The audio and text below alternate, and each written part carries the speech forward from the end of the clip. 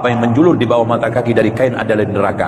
Kita kumpulkan, kalau tidak ada unsur sombong, nerakanya biasa. Kalau ada unsur sombong, nerakanya plus. Ibnu Taimiyah, tahu jagoan gak Ibnu Taimiyah? Salafiat mana ente sama dia? Dia bilang gak haram, dia rahimahullah. Ente anak baru kemarin. Ada yang berkata isbal itu tidak apa-apa kalau nggak sombong. Nah, ini pendapat lemah.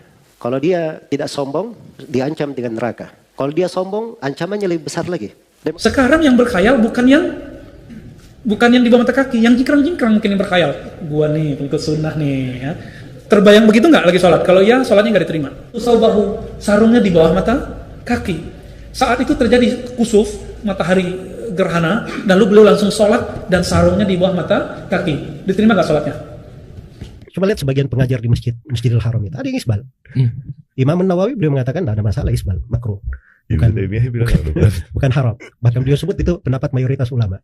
Dulu Raja Persia dulu, kalau dia tegak di sini, kaki celananya sampai kaki jubahnya itu. Tengok kemarin waktu anak Raja Inggris nikah, dayang-dayang membawakan ujung jubah, pakai sutra, pakai emas untuk menyombongkan. Maka laki-laki, makanya tidak boleh ini panjang karena alasannya sombong. Kalau tak sombong, dia tak apa-apa. Ma asfala minal ka'baini minal izar fa finnar. Apa-apa yang menjulur di bawah mata kaki dari kain adalah neraka. Kita kumpulkan, kalau tidak ada unsur sombong, nerakanya biasa. Kalau tidak ada unsur sombong, nerakanya biasa. Kalau ada unsur sombong, nerakanya plus, tidak dilihat Allah. Jadi jangan juga berargumen kalau nggak sombong nggak apa-apa. Ya, antum berarti sombong, menyatakan dirinya nggak sombong itu kan sombong sebetulnya. Ya. Masalah kaki ketutupan atau enggak di celana, isbal, ini furu, tenang. Kita mungkin meyakini haram, jangan sampai ketutupan. Kalau melihat yang masih ketutupan, jangan galak. Ibnu Taimiyah, tahu jagoan gak Ibnu Taimiyah? Salafiat mana ente sama dia? Dia bilang nggak haram, dia rahimahullah. Ente anak baru kemarin. Ana mungkin menyetujui keharamannya, bisa jadi oke. Tapi melihat orang yang tidak menyetujui keharamannya, tenang juga, jangan dihantam. Karena apa? Ini furu yang pinter, awas. Ada yang berkata isbal itu tidak apa-apa kalau nggak sombong. Nah, ini pendapat lemah. Kalau dia tidak sombong, diancam dengan neraka. Kalau dia sombong, ancamannya lebih besar lagi. Dia mengatakan Abu Bakar katanya isbal. Tidak ada dalam riwayat Abu Bakar itu isbal. Abu Bakar itu kurus. Pakaian beliau tidak isbal. Tapi karena badan beliau kurus, kadang kelihatannya kayak isbal. Padahal apa? Sebenarnya tidak. Coba lihat sebagian pengajar di Masjidil Haram itu, ada yang isbal. Imam Nawawi beliau mengatakan tidak ada masalah isbal, makruh. Bukan haram. Bahkan beliau sebut itu pendapat mayoritas ulama. Ya kan? Terus dijadikan ukuran begitu sesat tidaknya orang, subhanallah, ekstrem sekali. Itu hal yang ada ranah silam pendapat itu para ulama. Nah, di situ karena kurangnya ilmu. Itu. Karena kurangnya ilmu. Jadi saya ingat ada seorang syekh ya, dia cerita masa muda ya. Cerita. Beliau keluar dia hadir di pelajaran seorang syekh di Masjidil Haram, isbal syekhnya. Keluar gara-gara ngeliat ya dia hadir pelajaran Masjidil Haram. Syekhnya keluar, dia ikuti syekhnya. Isbal nih. Karena isbal syekhnya kan diikutin. Dia bilang, Syekh, kenapa antum isbal? Ngeri. Langsung tanya makanya, kenapa kamu isbal? Dia bicara lah, nanti itu udah masuk akal dia. Tapi setelah dia belajar, baru dia tahu betapa jahilnya saya dahulu. Ya Allah.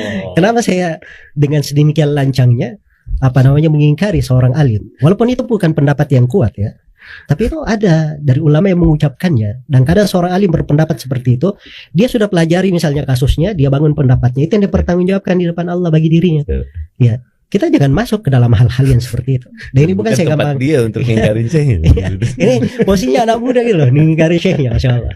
Jadi keteguhan itu memang kita perlu duduk sama orang-orang yang rasih. Kalau pernah kenal dengan orang yang berilmu, mungkin banyak hal yang berubah. Nah, makanya Jabir itu Nabi SAW dalam Kitabul Libas, bab pakaian di Sahih Bukhari, hadis pertama, Imam Bukhari meriwayatkan dari Abu Bakar radhiyallahu ta'ala anhu. Beliau keluar dari rumahnya, yajurru saubahu, sarungnya di bawah mata kaki. Saat itu terjadi kusuf, matahari gerhana, lalu beliau langsung sholat dan sarungnya di bawah mata kaki. Diterima nggak sholatnya? Terima nggak? Serius? Kata Ustadz antum nggak diterima. Yang gak diterima itu yang khuyala, yang dia berkhayal lagi sholat. Sekarang yang berkhayal bukan yang di bawah mata kaki, yang jingkrang-jingkrang mungkin berkhayal. Gua nih pengikut sunnah nih, ya. Terbayang begitu nggak lagi sholat? Kalau iya, sholatnya nggak diterima. Karena dalam sholat kita nggak boleh memikirkan diri, kita harus kemudian tawajjuh ilallah. Inni wajjahtu wajhiya, aku hadapkan wajahku kepada Allah. Malah mikirin sarung sama celana, ya. Jadi nggak boleh. Jadi masalah kaki celana. Salah satu, ada 3 golongan yang tak akan dipandang. La yukallimuhumullah, tidak akan diajak bicara oleh Allah, dicuekin Allah.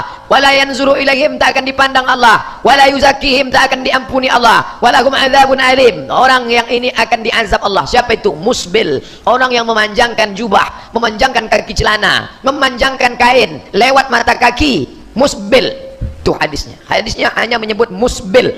Musbil izarahu ma asfalal ka'baini finnar, semua yang di bawah mata kaki neraka. Kain celana, kaki celana, kain, jubah di bawah mata kaki neraka. Ini satu hadis. Tapi ada hadis satu lagi. Apa kata dia? Man jarra saubahu khuyala, kalau panjangnya itu karena sombong.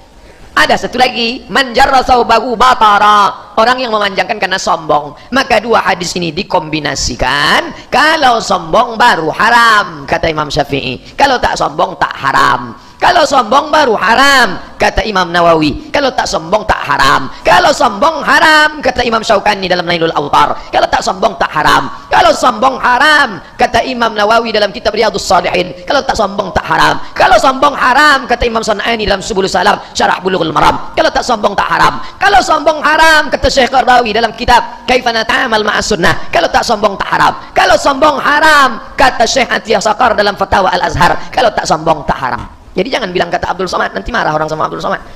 Apa hubungan kaki celana, kaki jubah panjang dengan sombong? Karena raja-raja Romawi dulu, raja Persia dulu, kalau dia tegak di sini, kaki celananya sampai kaki jubahnya itu. Tengok kemarin waktu anak raja Inggris nikah, dayang-dayang membawakan ujung jubah, pakai sutra, pakai emas untuk menyombongkan. Maka laki-laki, makanya tidak boleh ini panjang karena alasannya sombong. Kalau tak sombong, ya tak apa-apa. Bukan kata Abdul Somad, kata imam yang 7 tadi. Wallahu a'lam. Apakah hanya 7? Banyak yang lain. Kenapa tak Ustaz sebutkan? Tak ingat saya.